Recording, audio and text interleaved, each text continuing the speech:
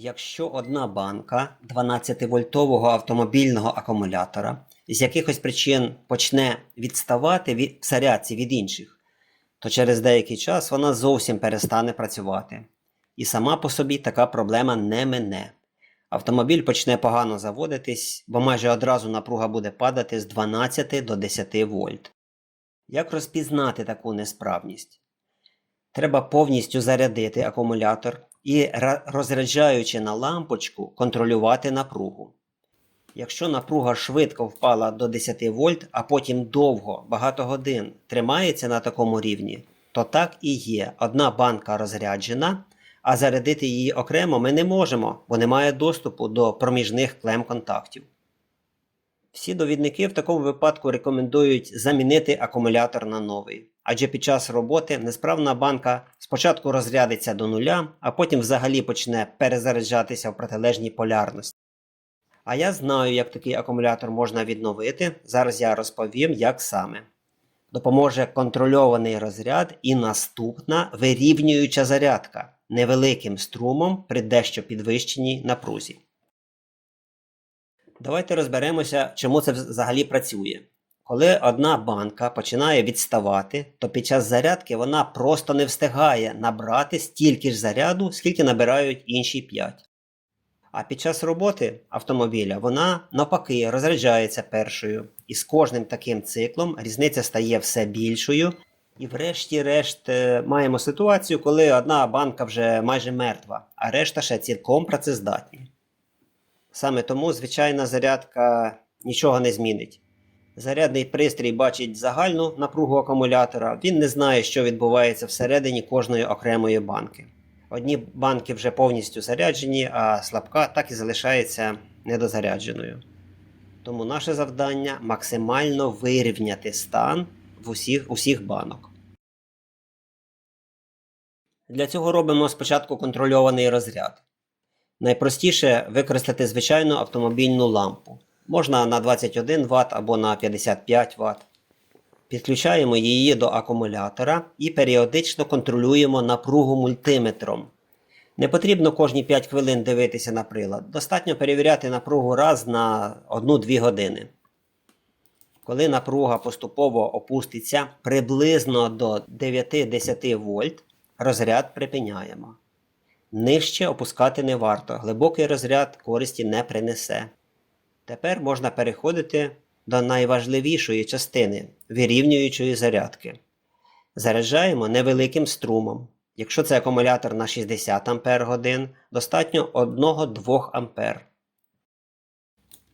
Так, це повільно, але саме в цьому сенс такої зарядки.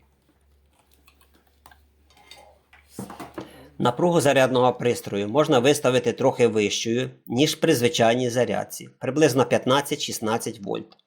Але обов'язково з обмеженням струму.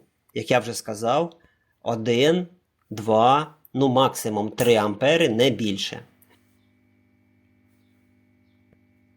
Що в цей момент відбувається всередині? Ті банки, які вже зарядилися, починають потроху кипіти. Насправді це не кипить електроліт, як дехто думає, це виділяються бульбашки водню і кисню. Тобто це називається гідроліз води. А слабка банка ще продовжує заряджатися і поступово наздоганяє решту банок. Саме тому така зарядка і називається вирівнюючою.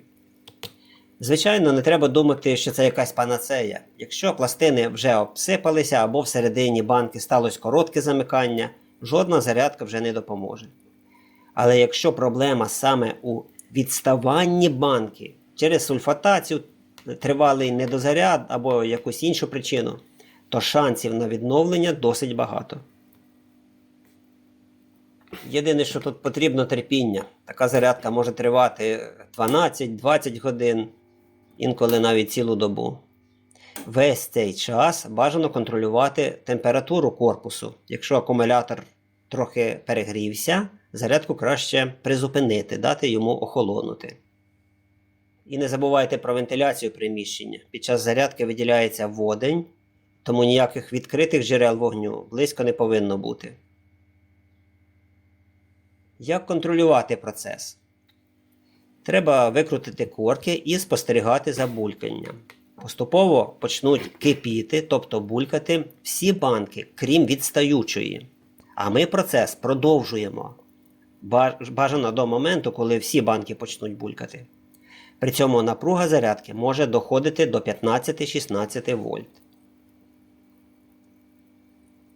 Після зарядки бажано залишити акумулятор хоча б на пару годин у спокої, нехай напруга стабілізується. І вимірюємо напругу. Вона повинна відповідати повністю зарядженому акумулятору, тобто бути десь 12,6-12,8 вольт. Потім знову робимо контрольований розряд тією ж лампочкою. Якщо тепер напруга вже не падає швидко до 10 вольт, а знижується плавно протягом декількох годин, значить результат є. Слабка банка частково відновилася. І іноді одного циклу достатньо. Але буває, що найбільший ефект дає другий або навіть третій цикл. Тому якщо після першої спроби є покращення, але невелике, процедуру можна повторити. До речі, саме таку вирівнюючу зарядку рекомендували виконувати ще багато років тому для обслуговуваних свинцево-кислотних акумуляторів. Просто зараз про це майже всі забули, бо набагато простіше сказати «купіть новий акумулятор». Хоча на практиці нерідко вдається продовжити життя акумулятора ще на рік-два, а іноді й більше. І наостанок хочу дати таку пораду. Не чекайте, поки автомобіль перестане заводитися. Якщо акумулятор вже кілька років, то хоча б декілька разів на рік ставте його на нормальну зарядку від стаціонарного зарядного пристрою. Особливо після зими, або якщо автомобіль переважно їздить короткими маршрутами. Адже генератор не завжди встигає повністю зарядити акумулятор. І через постійний недозаряд і починаються всі ці проблеми. Тому профілактика завжди дешевша за покупку нового акумулятора.